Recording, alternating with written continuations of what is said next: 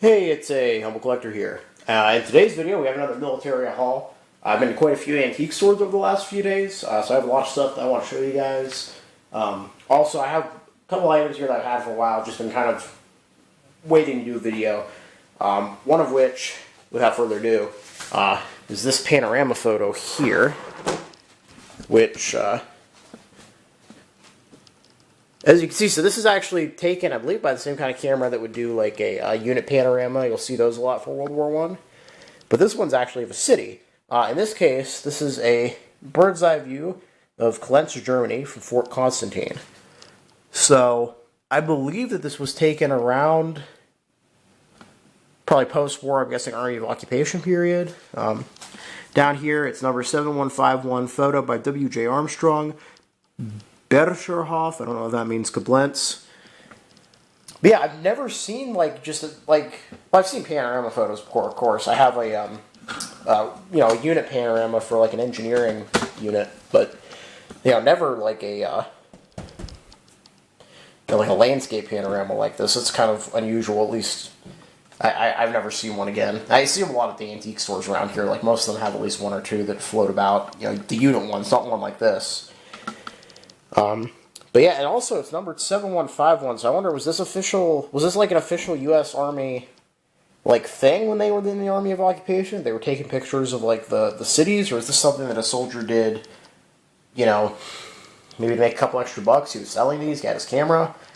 If you have any information on it, let me know, because I don't know how much it's worth. I don't know if these are, like, super rare, if these are just, like, common, and I've just never seen one. But yeah, pretty interesting, all things considered. I like the panorama photos, but one problem is they take up so much freaking wall space, so it's hard to display them. Currently, they're all kind of stored behind my filing cabinet because I don't have room for them on my walls. Moving on from that, though, this is an item that I picked up actually a few days ago. So this is like a Hallmark card, but I thought it was really kind of funny, at least a couple of them. So we'll flip through it real quick. But yeah, it's time you learned your alphabet. A is for the Army, of which you are a part. B is basic training that helped you get your start. C is for the chow you eat, which gives you lots of pep. D is for the drill you have. Use guys is out of step. E is for extra duty. May it never come your way. F is for the furlough that you're going to get someday.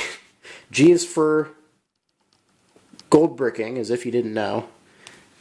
H, reserved for you-know-who, where he's going to go. This is what I saw the antique store and I actually started laughing. I just thought that was really funny. I is for the infantry, the boys who sweat and sigh.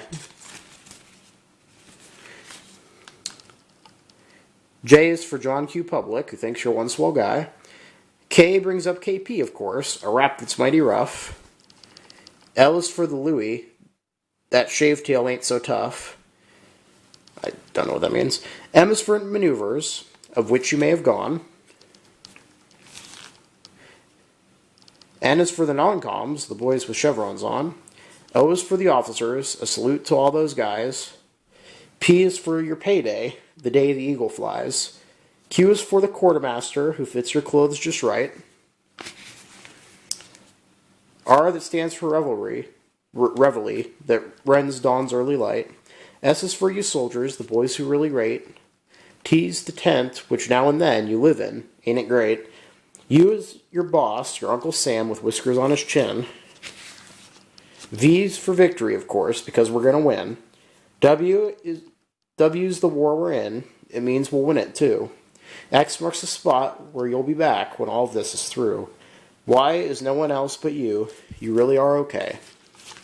And Z's the zillion wishes that this brings to you today, from Bob and Lena. Yeah, pretty nifty little card, actually. I quite enjoyed it, especially the the H. That's really funny. But yeah, just kind of like a neat little card, and it was pretty cheap, so I thought it was worth picking up.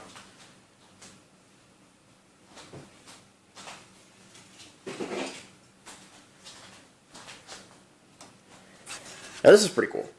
So, let me zoom out a little bit. So yeah, this is a World War I ammo box. At least it's in the style of one, I believe.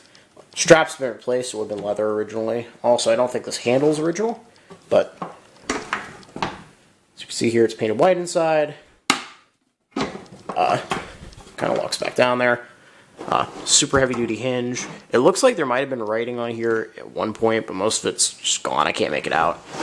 It's also got this nifty lock on the front. So when you do that, you can't open it up. And so yeah, not super familiar. This is definitely in the style of World War I ammo box. I don't know if like civilian ammo boxes, civilian ammo boxes. So I'm pretty sure this is World War I military issue. It does have a stamp right there. Come on. Oh, it's upside down. It's just a serial number. 3762A, I think. But yeah, pretty heavy duty. This one actually does have a bit of a story attached to it. Now, you always buy the item, not the story, but figured I'd give it to you anyway. So, according to this, I think this is George R. Berkeley. Honestly, can't read that. George R. Berkeley. My husband's father served in France World War I. He was from Generous Township, Somerset, PA. And so, somebody's father apparently had this, probably used it as a toolbox or something for a while. Like I said, it looks like maybe, you see the way the white's hitting it here, somebody's name or something was on it. Like Hildner, Mildner, it's like an HI, something on there. Yeah, pretty weird. I don't know. Like I said, I don't know a ton about these. Well, they had a row of ammo boxes. When I saw this one made out of wood, and saw the style of it, I knew it was a World War I era kind of box. And it's got like these, this like cut in the bottom here, like these slide things. I don't know if it like slid into maybe, like machine gun emplacement. It's like 30-06 or what. I don't really know. So any information you guys have on that would be pretty neat. But yeah, I do think it's a World War I U.S. ammo box, which is pretty neat. Not what I was really expecting to find. So definitely worth it.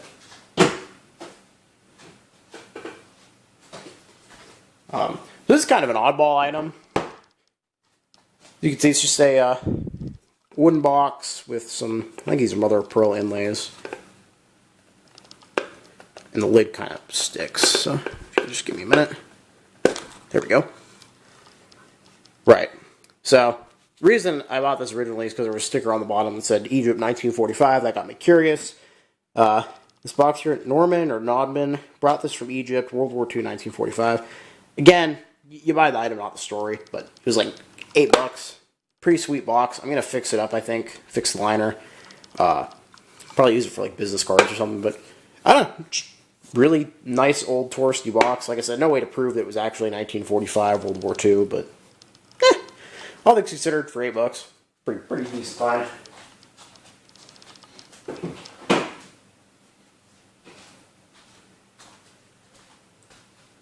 I also found this.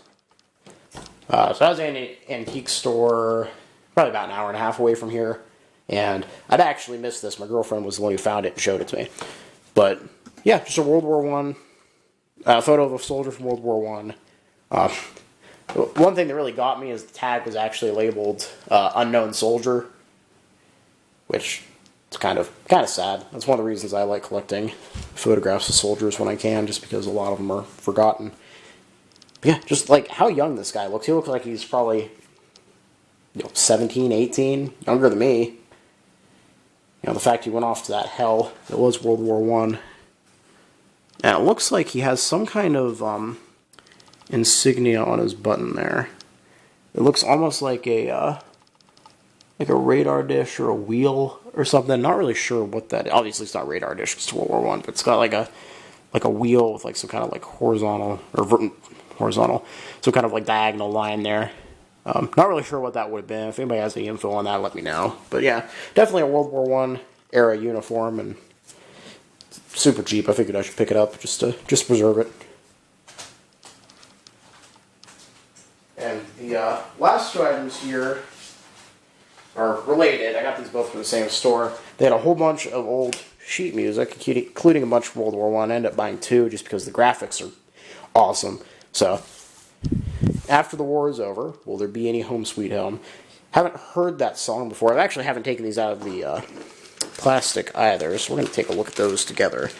Because I kind of just bought them based off the covers, just because they're just awesome. Like, that artwork's just stunning. Can't talk today.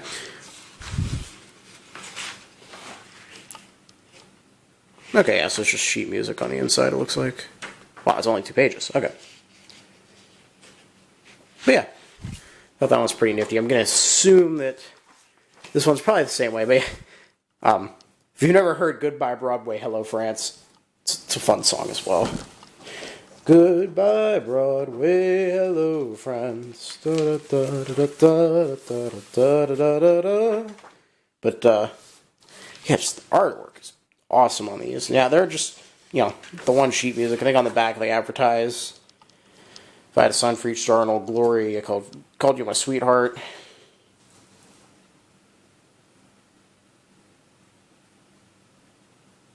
But yeah, so all in all, it's been a pretty good couple of days. It's always nice to hit your local antique stores, junk stores, whatever. You never know what you're going to find.